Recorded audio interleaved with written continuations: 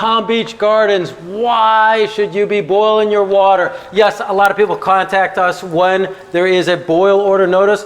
Palm Beach Gardens, here's why. Well, first off, I'm Drew, the Water Guru, here to serve you. Boiling your water is to make sure that your water is more healthy because the city has thought that bacteria could have got in the water supply. Yes, that could come from a water main that breaks. It could be from barometric pressure dropping. There could be issues like surface water getting into their water system untreated. So chlorine basically didn't get a chance to make sure it killed all the bacteria. So boiling your water is very, very important. Now, the thing is we always get clients that say, what about my reverse osmosis system? Can I drink that water because it takes everything out? Yes, it does a great job. However, we do recommend you still boil your water. In fact, we even recommend changing the filters if you've had that done, because if some sort of bad bacteria got in because the water main outside your house broke and they didn't treat it right, we want to make sure that we get that stuff, get that filter out of there. Anyhow, we hope that we've served you. If you have any comments or questions, please write to me. Have a great day.